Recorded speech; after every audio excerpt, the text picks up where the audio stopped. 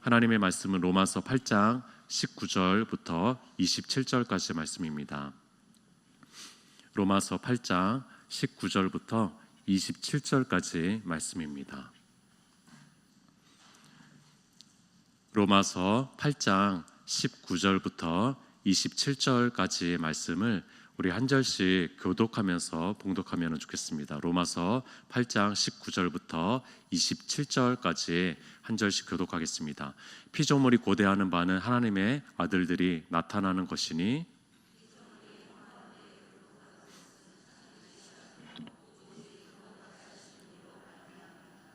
그 바라는 것은 피조물도 썩어짐에 조옥 노릇한 데서 해방되어 하나님의 자녀들의 영광의 자유에 이르는 것이니라.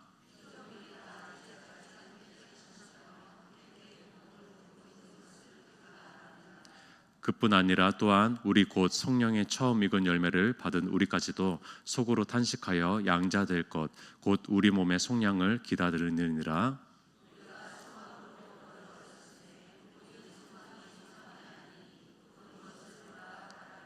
만일 우리가 보지 못하는 것을 바라면 참음으로 기다릴지니라.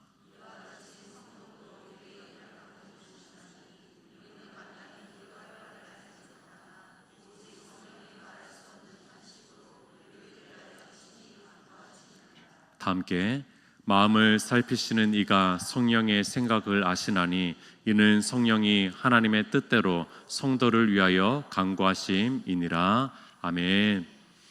우리 교회 2부 새벽기도회 설교 후에 요일별로 부서별 또 교구별로 강단 앞으로 다 오셔가지고 교육자부터 해서 강단기도회라고 하는 아주 뜨거운 기도회를 풍경을 볼 수가 있습니다. 이 기도가 있어서 또 우리 교회가 든든하게 서 있지 않나 생각을 해봅니다. 참 우리 교회만의 전매 특허이면서 또 아름다운 풍경이라고 생각이 듭니다. 그런 뜨거운 기도의 소리들이 잠잠해지고 이제 강단 기도회가 마치고 이제 조용히 기도하는 시간입니다. 조용히 기도하는 시간에 조용히 기도를 하고 있는데 한쪽에서 어떤 탄식의 소리가 들리죠.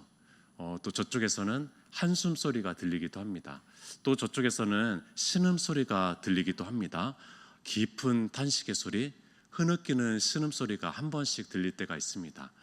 그때 새로운 차원의 아까 뜨거웠던 기도의 시간도 너무나 뜨거웠지만 이 작은 신음소리가 들릴 때 우리의 마음을 또 뜨겁게 하는 새로운 차원의 기도에 들어가기도 합니다. 분명히 그 사람이 신음소리를 내고 있습니다. 분명히 그 사람이 긴 한숨을 내쉬고 있는 것인데 마치 그게 내게 전달이 되면서 나도 그 탄식 소리에 반응하는 것을 느끼면서 갑자기 그 지성소에 계시는 하나님 앞에 가까이 나아가고 싶은 마음을 느끼게 됩니다. 그러면서 두 손을 더 모으게 되는 것이고 간절한 마음이 드는 것이죠. 그러면서 저도 탄식하게 됩니다. 주여, 주여, 주님, 주님이라고 탄식하는 소리를 내게 되는 것이죠. 그 사람이 무엇 때문에 아파하는지 신음소리 내는지는 잘 모르겠습니다. 근데 이상하게 저에게도 그런 신음소리를 같이 낼 수 있도록 허락해 주신다라는 것입니다. 그렇습니다. 저 한켠에서 신음소리가 들렸습니다. 저도 그것에 반응하면서 신음소리를 냅니다. 그런데 거기에 그치지 않고 이상하게 그렇게 탄식하고 있을 때 무언가가 제3자가 뭔가 보이지 않는 손길이 제 마음을 터치한다라는 것을 느낍니다. 제 마음에 위로를 허락하고 제 마음에 뭔가 느낌을 준다라는 것을 느끼게 되는 것이죠. 저쪽 한켠에서 신음소리를 냅니다. 또 저도 신음소리를 내는 것이죠. 근데 더 큰 존재도 뭔가 신음소리를 내는 느낌을 받습니다. 오늘 이 현상에 대해서 우리가 했었던 이 현상에 대해서 오늘 본문을 통해서 좀 설명할 수 있을 것 같습니다. 오늘 본문은요 3번의 탄식 소리가 나오는 본문입니다. 3번의 탄식 소리 22절에 한번 나옵니다. 피조물이 다 이제까지 함께 탄식하며 함께 고통을 겪고 있는 것을 우리가 아느니라 라고 얘기하면서 첫 번째 탄식이 나옵니다. 첫 번째 탄식은 피조물들의 탄식입니다. 피조물들은 자연세계일 수도 있습니다. 또 불신자들일 수도 있습니다. 그들이 다 피조세계죠. 피조물들이 신음하고 있다라고 얘기를 하는 것입니다. 두 번째 탄식 소리가 나옵니다. 두 번째 탄식 소리는 23절입니다. 그뿐 아니라 또한 우리 곧 성령의 처음 익은 열매를 받은 우리까지도 속으로 탄식하여 양자될 것 곧 우리 몸의 속량을 기다리니라 라고 얘기하면서 우리는 누구죠? 우리는 그리스도인입니다. 우리는 하나님의 자녀입니다. 우리는 교회입니다. 교회도 탄식합니다.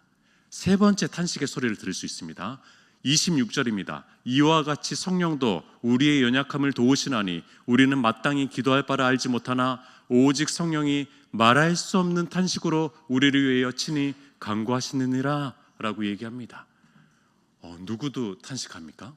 놀랍게도 성령님도 탄식합니다. 전혀 탄식하지 않아도 될 분이 탄식하고 있습니다.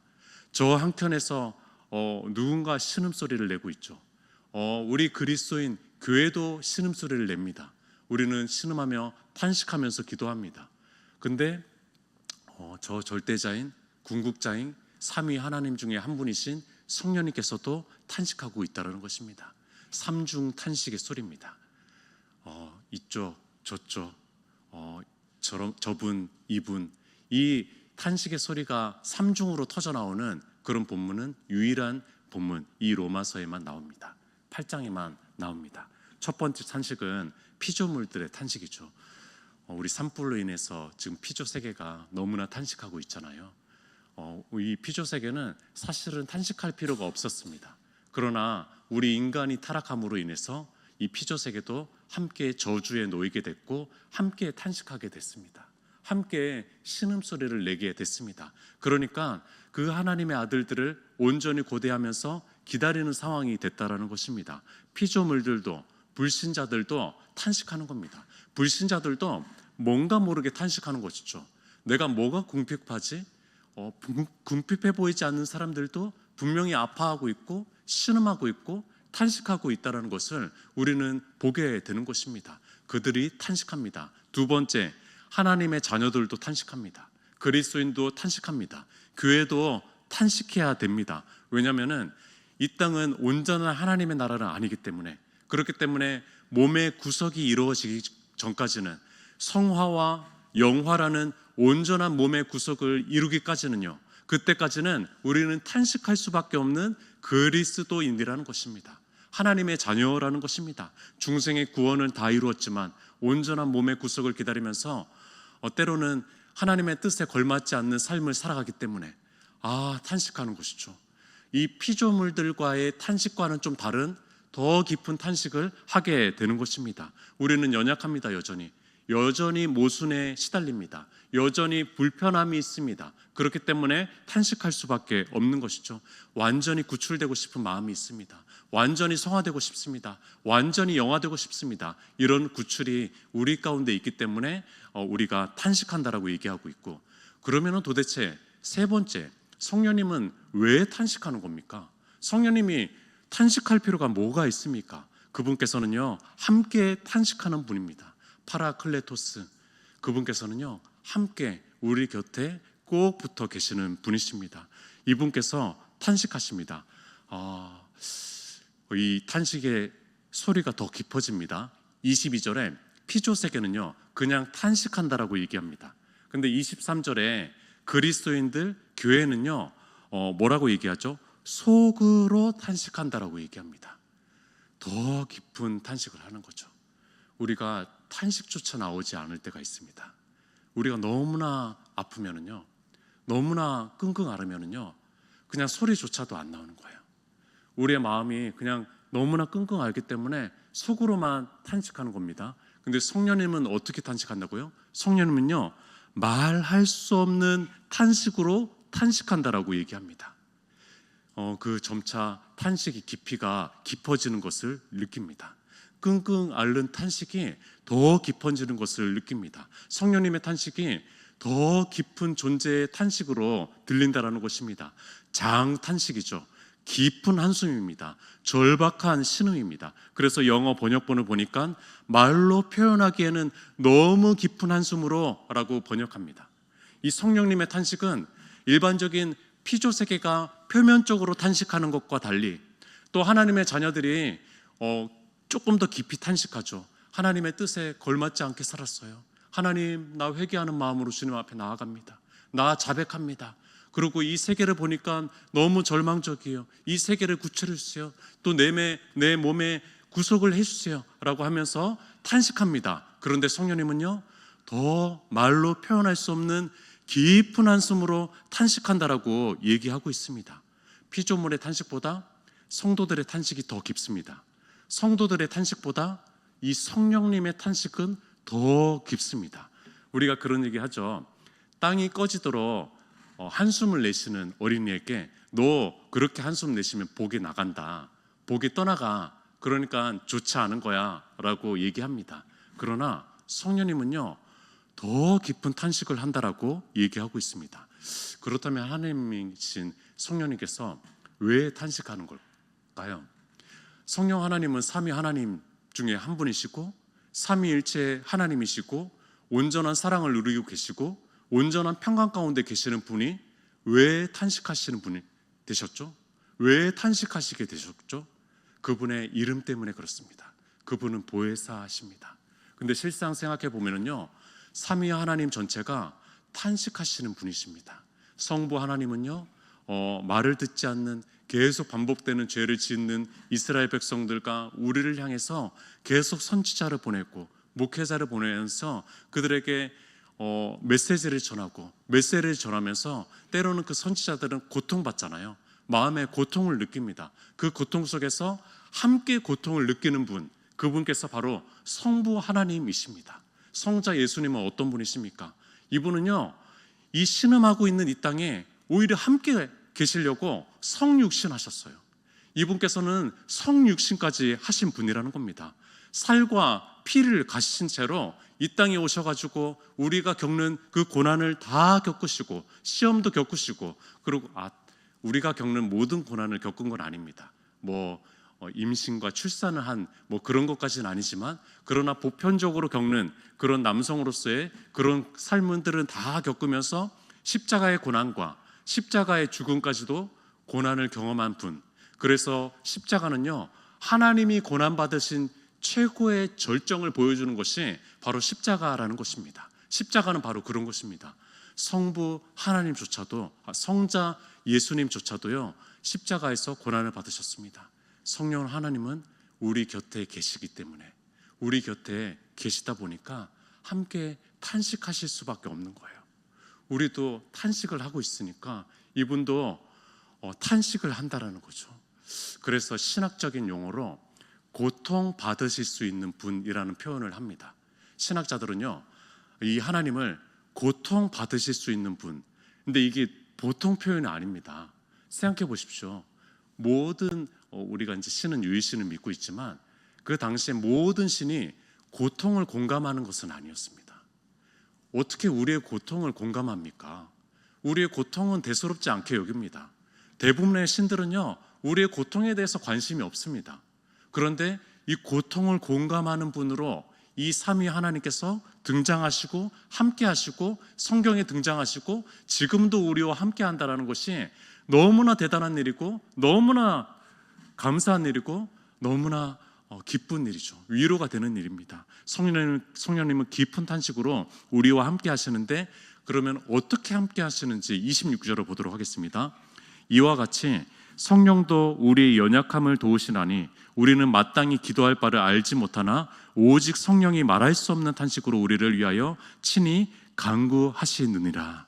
아멘입니다. 성령님은 우리를 어떻게 돕습니까? 우리의 기도를 돕습니다. 우리가 그러니까 기도해야 됩니다. 성령님의 도우심을 구하기 위해서라도 우리는 기도해야 됩니다. 성령님은요, 기도를 돕는 자입니다. 기도 도움입니다. 그러니까 기도 헬퍼예요. 기도를 돕는 자가 바로 성령님입니다. 기도가 위대한 것은 무엇입니까? 하나님께서 우리의 기도를 들으신다는 것이죠. 우리의 작고 큰 기도, 우리의 작은 신음소리도 들으신다는 것이, 이것이 기도의 위대함이죠. 하나님께서 들으신대요. 하나님께서 체험하신대요. 하나님께서 우리의 작은 기도도 놓치지 않는데요. 기도 제목으로 낸 이 기도의 제목도 하나님께서는 들으시지만 우리의 마음속에 있는 꺼내놓지 못하는 기도 제목도 하나님께서는 들으신대요. 이것이 하나님의 위대함이시고 이것이 성령님의 위대함이시죠. 근데 우리의 기도에 문제점이 있습니다. 우리의 기도의 문제점이 무엇입니까? 바울이 그 문제점 하나를 끄집어내는데 우리의 기도는 우리가 마땅히 기도해야 될 바를 모른다라는 겁니다.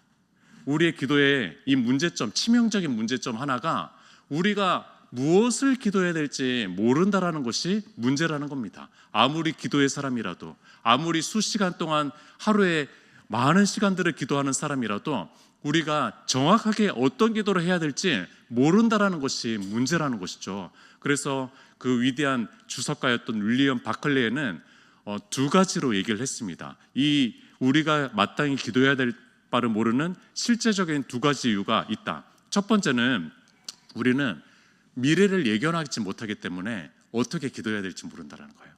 우리의 미래가 어떻게 흘러갈지 모르기 때문에 우리가 어떻게 기도해야 될지 모른다라고 얘기하고, 두 번째도 비슷하긴 한데 어떤 상황이 놓였습니다. 어떤 상황에 놓였을 때 무엇이 최선인지 모르는 거예요. 어떤 선택이 최선인지 모르니까 내가 기도해야 될 바를 모른다라고 이 바클레이 이 목사님은 얘기하셨다라는 겁니다. 때로는 우리의 자녀들이 어린 시절에 또 다 컸어도 무엇이 좋은지 잘 모릅니다. 부모는 알고 있는데 이 어린 자녀는 백해무익한 일들이 좋은 거라고 생각하고 그것을 위해서 기도를 합니다. 그러나 그것은 그렇지 않죠. 부모가 보았을 분명히 좋지 않은 것인데 그런 것처럼 우리는 그 상황이 놓였을 때 무엇이 최선인지 모른다라는 거예요. 저도 목회적인 상담을 받았을 때 참 어려울 때가 있습니다. 이럴 때 어렵습니다. 제가 한 번도 경험해 보지 못한 분야의 고민거리를 얘기했을 때 저는 잘 모르겠습니다. 도저히 모르겠어요. 어떤 분야, 어떤 사업의 얘기를 하시는데 그러면 내가 이렇게 결정해야 됩니까? 저렇게 결정해야 됩니까? 라고 했을 때 저는 한 번도 그 경험을 해본 적이 없는 거예요. 한 번도 그 지식에 대해서 공부해 본 적이 없습니다. 그런 저에게 그 상담을 요청했을 때 저는 어떻게 기도해야 될지를 모르겠더라고요. 그러니까 결국에는 하나님께 기도하게 되는 거죠. 하나님, 저는 이분이 어떤 선택을 해야 될지 잘 모르겠습니다. 뭐라고 기도해야 될지 잘 모르겠습니다. 주님이 그분에게 최선의 걸음을 알려주세요. 주님께서 그분에게 최선의 걸음을 알려주세요. 왜냐하면 저는 기도해야 될 바를 잘 모르겠어요. 제가 잘 모르기 때문입니다. 그런데 그분께서 수일이 지나고 그러면서 저를 찾아오면서 기도해 주셔서 감사하대요. 기도해 주셔서 감사하대요. 저에게 마음을 주셔서 이렇게 결정하게 됐대요. 저는 어떻게 기도해야 될지 모른다라고 주님 앞에 기도했는데 성령님께서 하신 거죠. 성령님께서 알려주셨구나. 성령님께서 또 오늘도 하셨구나 라는 생각을 하게 되는 겁니다.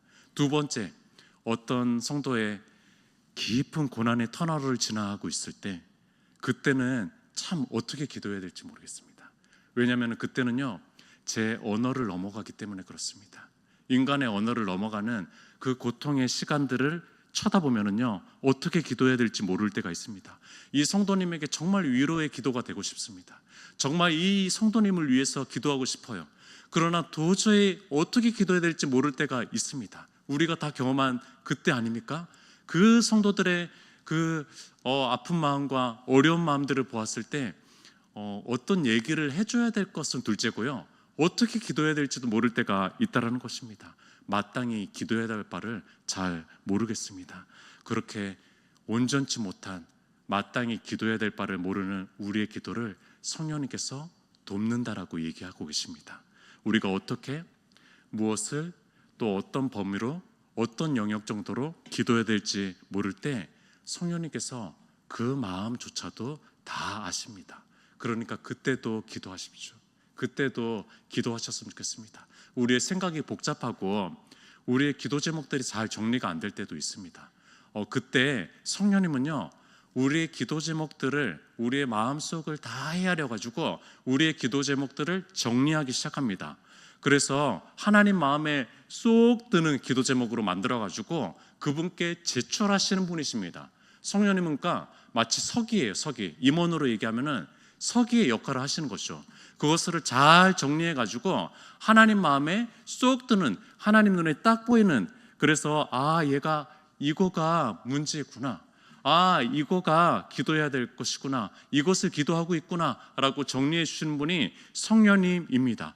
기도 정리가 잘 안 될 때도 기도하십시오. 성령님께서 정리해 주실 것입니다. 정리해 주실 것이에요. 때로는 답답해가지고 마음이 답답해서 기도도 잘 안 나올 때가 있습니다. 더 큰 한숨으로 기도하시는 분이 계십니다. 그분께서 성령님이십니다. 마음이 답답하시더라도 기도하십시오. 주여, 주여, 기도하십시오. 그때도 기도하십시오. 그때도 기도하시기 바랍니다. 하나님의 자녀로 하나님의 뜻을 잘 모를 때가 있어요. 분명히 하나님의 뜻을 위해서 내가 걸어가고 싶고 살아가고 싶은데 하나님의 뜻을 잘 모를 때도 있습니다. 그때도 기도하십시오. 왜냐하면 그 기도하다 보면은 내 기도를 교정해 주십니다. 그 기도를 수정해 주십니다. 그것을 바꿔주십니다. 그러면서 기도하다가 이런 느낌을 얻는 것이죠. 하나님께서 이렇게 기도하게 하시네. 근데 이것은 기도해야만 기도가 바뀝니다. 기도해야만 경험할 수 있는 겁니다.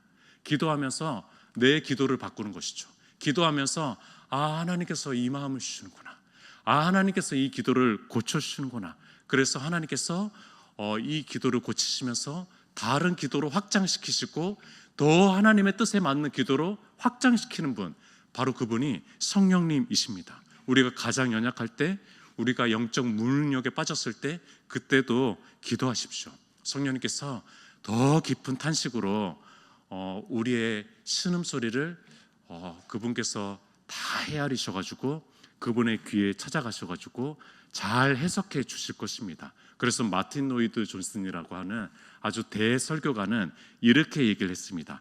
하나님께서 해석하시고 이해하시는 이 탄식을 산출하도록 성령을 보내시니가 하나님이십니다 라는 얘기를 합니다. 하나님께서 성령님을 우리가 각 사람에게 보내셨습니다. 그것은 우리의 마음을 오롯이 이해하도록, 우리의 마음에 있는 것들을 잘 해석해서 하나님께 귀에 쏙 들리도록 말씀하시는 분, 그분께서 성령님이라는 것입니다.